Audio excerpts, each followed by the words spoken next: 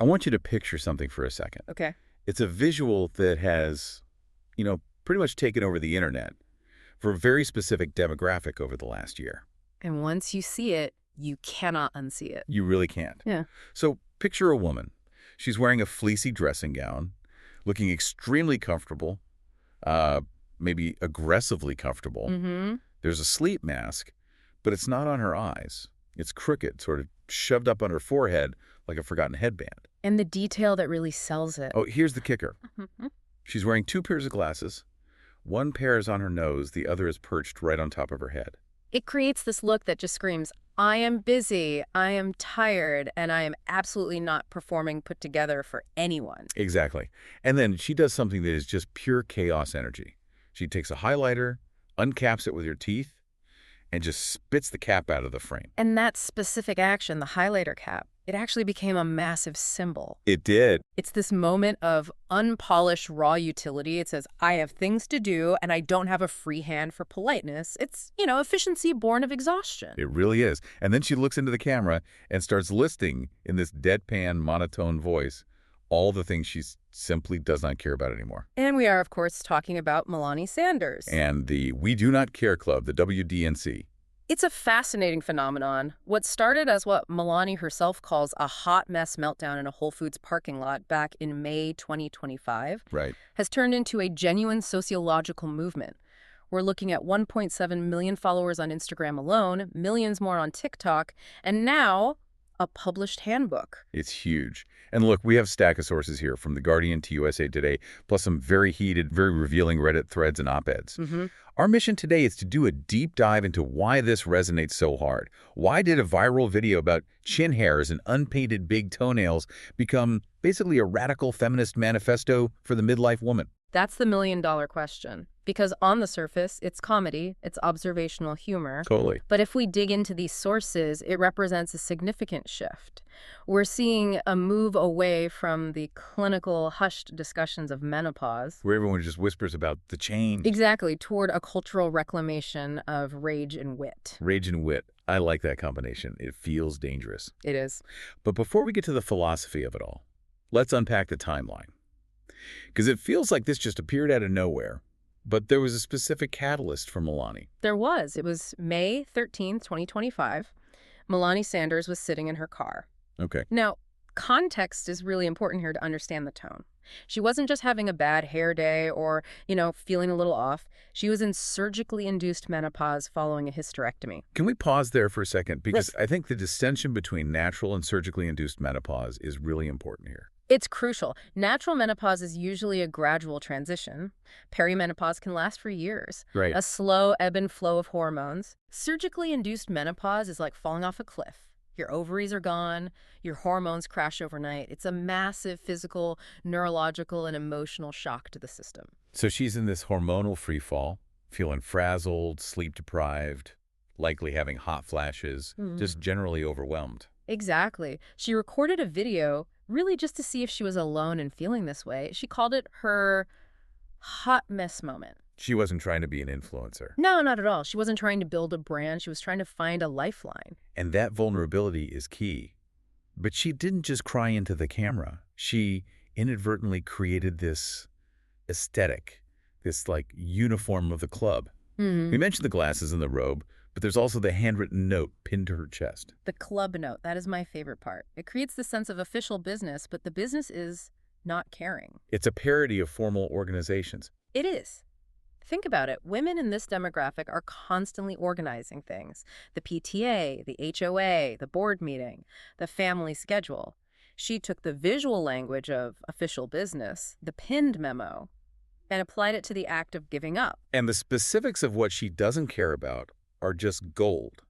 I have a list here from our sources of some of the early rules that set the tone. Oh, well, let's hear them. One of my favorites involves volume control. We do not care if our face is using our outside voice. What our face says is out of our control. I think everyone has felt that. But for women who are so deeply socialized to be pleasant and smiling, admitting your face is not cooperating is an act of rebellion. It's rejecting the resting bitch face critique and just owning it. Exactly. Another classic rule that I think speaks to a lot of people. We do not care if we asked you the question 13 times. We do not remember the answer. Say it again. Now, that one hits on the cognitive fog, the brain fog, that often comes with perimenopause. And usually, that's a source of deep shame. You feel like you're losing your mind or losing your edge at work. But instead of apologizing, she's normalizing it. She's removing the shame by making it a club rule. It's reframing a symptom as a policy. It's not a bug, it's a feature. Right. And then, of course, the physical stuff. We do not care if our clothes are tight. They fit when we bought them. And the firm stance on brassieres. We do not care if you realize we are not wearing a bra. This, my friend, is freedom. It's a total refusal to project perfection, but here's where it gets really interesting with the origin story. Okay. You might think someone who goes viral like that, hitting those numbers, getting that engagement, would be thrilled. You'd expect champagne popping. Oh, for sure. But Melani admits she was terrified. Yeah, reading the interview with The Guardian, she said she actually cut her phone off for a while. She just unplugged. She did. She had severe imposter syndrome. She said she didn't feel like she was enough to lead this charge. Which is so understandable. She's in the middle of this hormonal storm, doesn't know who she is from day to day, and suddenly millions of women are looking to her as a leader. She felt like a fraud because she wasn't a guru. She was just a person struggling. It's that classic thing where you become a figurehead by accident. But honestly, Yeah.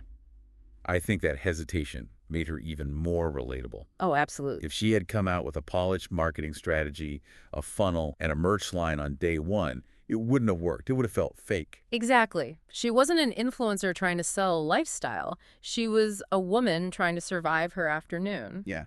And that distinction leads us directly into why this struck such a nerve. You mean the social media context? We need to look at the context of social media for women in this age bracket, the algorithm, the digital mirror. Yeah. If you're a woman over 40 or 50 on social media, what are you usually served? What does your feed look like? It's endless. It's protein powders to stop muscle loss. It's weighted vests for bone density, magnesium supplements for sleep, bamboo sheets for night sweats, creams for your neck. Face yoga is a big one right now. Face yoga. Do this weird face so you don't look like you're aging. Yeah. It's exhausting just scrolling past it. Exactly. It's a constant stream of fix-it solutions. We call this the wellness industrial complex targeting midlife. The underlying message of all those ads is, you are broken, you are fading, and you need to buy these things to maintain your optimization. It turns aging into a full-time job. It does. And then here comes Melani uncapping a highlighter with her teeth saying, we do not care about the bamboo sheets. It's the anti-wellness movement. Right. And to be clear, it's not anti-health. It's not about eating junk and giving up on longevity. Oh. It's about rejecting the performance of health. It provides levity and validation instead of a to-do list. There was a really poignant comment in a Reddit thread we looked at that summarized this perfectly. The user described the feeling of watching these videos as detachment and release. That stood out to me, too. The user wrote about stopping being the nice girl. Stopping being the sacrificer and the martyr. Yeah. It's that shift from managing everyone else's happiness to just existing. The comment said, I let go of the burden of thinking it right to put the best interests of others ahead of me. That is heavy stuff for a funny video about chin hairs. But that's the depth of it. It's shedding the burden of managing the emotion climate of your household or your workplace. And Melani makes a very important distinction here, which I think is crucial. She says, we're not angry, we're just done. We're just done. That really resonates. We're not angry. We're just done caring about matching towels and responding to texts immediately. It's a boundary. Anger requires active energy. You have to feed anger. Right. Being done is about energy conservation. It's reclaiming that battery power for yourself. And this energy conservation has actually been codified now, because as of this month, January 2026, we have the official We Do Not Care Club handbook. Published by HQ HarperCollins. It's fascinating to see this transition from an Instagram reel, which is so fleeting, to a hardcover book, which is permanent. The publisher describes it as a survival guide for women who are tired, hormonal, overstimulated. It's part comedy, part therapy. But digging into the reviews, it also taps into this broader concept that experts are starting to talk about. We saw this term menopausal zest pop up. Yes, menopausal zest. I know, it sounds like a salad dressing or a lemon flavor. It really does. Yeah. Would you like some menopausal zest on your tacos? But it's a term championed by Shelley Horton and discussed by Jen Vuk in The Guardian. And it reframes this whole time of life. How so? The idea is that this isn't the end of your vitality. It's a phase where you stop waiting to be valued by others and you start valuing yourself. The zest comes from the freedom of no longer caring what people think. It's the energy you get back when you stop performing. I love that. And there was a great quote referenced in that article from Groucho Marx, of all people. It feels strange to quote Groucho Marx in a discussion about menopause, but it fits perfectly.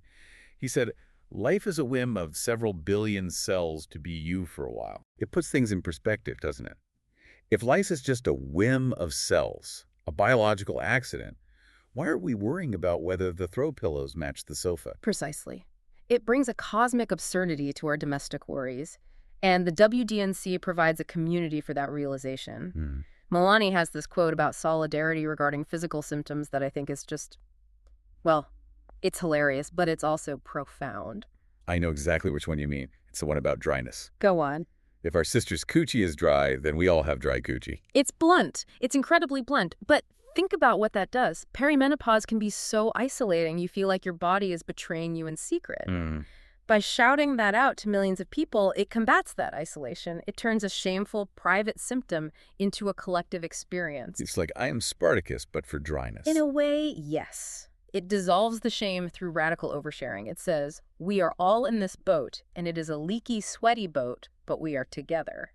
But of course, when you have a movement this big, saying, "We do not care," you're going to get some pushback. Oh, yeah. It isn't all highlighters and laughs. We need to talk about the critique, because some of it is quite serious. No, and the critique is worth discussing because it touches on privilege and responsibility. We saw an op-ed by Yvette Walker in the Kansas City Star that really challenged the premise. Her argument was basically, it is too important a time not to care. Right. She points out that there are massive issues at stake right now. She lists them. Healthcare access, political instability. She mentions white supremacists marching rising prices, neighborhood safety. So her argument is that not caring is a luxury that not everyone can afford. If you stop caring, does the world fall apart? It suggests a tension there. Is the We Do Not Care Club advocating for apathy? Because if we all stop caring about our communities or our democracy, we're in big trouble. Is it just privileged women checking out? That's the fear. And it's a valid question. Can you afford to not care if your rights are on the line? But I think the rebuttal, and we saw this synthesized really well by Jen Vuk, is that it's not about apathy toward morality or the world. It's about redirecting care. Redirecting it. So not turning it off, but aiming it better? Exactly. Women, particularly in this demographic, are often exhausted from caring too much, too often, about things far beyond their control, or things that are purely performative. Like the matching towels. Like the matching towels, or the perfectly watered indoor plants, or the guilt over buying processed food. If you drop the performative worry, you save energy. And what do you do with that energy? You use it for what actually matters. It's not, I don't care about justice. It's, I don't care about my laundry pile so that I can care about justice. Or so I can care about my own sanity. You can't pour from an empty cup. The WDNC is about refilling the cup by plugging the leaks caused by trivial expectations. It's strategic apathy. You are engaging in a triage of your own life. Strategic apathy. I like that. That makes a lot of sense. But speaking of expectations and validation, we had to talk about the Drew Barrymore incident. Ah, yes. This was a significant moment in the pop culture timeline of the club. And it really highlighted why the club exists in the first place. It did. So, for context, Melani goes on the Drew Barrymore show. Huge mainstream moment. Huge. She's sitting next to Halle Berry, who has been a big advocate for menopause awareness. It should have been a slam dunk. You'd think. But the fans were not happy with how it went down. No, they were furious. And if you look at the Reddit discourse, it is very revealing. So what happened? During the segment, Drew Barrymore turned to the audience and asked a man what he thought about the club. Oof. In a segment about a club specifically for menopausal women finding their voice and stopping caring about what others think. Precisely. The criticism was, why are we centering a man's opinion on women's liberation from caring about men's opinions? It felt like a betrayal of the premise. It's irony on top of irony. It's like asking a cat for its opinion on a dog park. It is. And it illustrates exactly why the club is necessary. Even in a space that's celebrating this movement, the default setting of society, and even of other women sometimes, is to seek validation through a male lens. Does this make sense to you, sir? Do you approve of our not caring? And the Reddit comments were scathing. People felt like Melani was sidelined in her own moment. But interestingly, I think it just fueled the fire for the members. It proved the point. We need our own space where we don't have to ask a guy if it's okay to be tired. It solidified the us against the expectations mentality. It showed that the struggle to be heard on your own terms is still very real. It wasn't just a funny TV moment, it was a demonstration of the problem. It really is. We've talked about the humor, the sociology, the criticism, the backlash, but I want to end on the real impact this has. Okay. Because it's easy to dismiss it as just a TikTok trend that will vanish in 6 months when the next funny video comes along. It's easy to be cynical about viral trends. We see them come and go every week. But there's a story Melani tells about a woman in a grocery store that I think grounds this whole thing. It takes it out of the phone screen and into the real world. This story really moved me.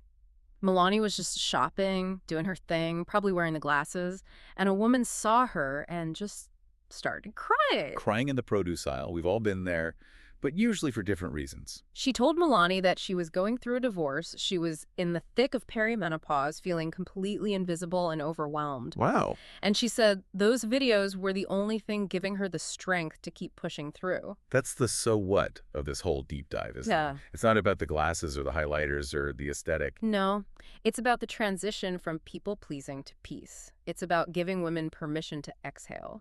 When Melani says, "We do not care," what she's really saying is, you are free. Free to be a mess, free to be tired, free to be yourself without apology. And that is a powerful, powerful thing. In a world that constantly tells women to do more, buy more, and be more, doing less is a radical act. So as we wrap up this deep dive into the We Do Not Care Club, we want to leave you with a little homework. Or maybe let's call it anti-homework. I like that. If you audited your own life today, right now, how much of your caring is just performance? How much is just habit? And the provocative thought is this. What would you do with that energy if you simply stopped? Just stopped. Uncapped the highlighter, spit out the cap, and moved on. Thanks for listening to this deep dive. Take care or don't. See you next time.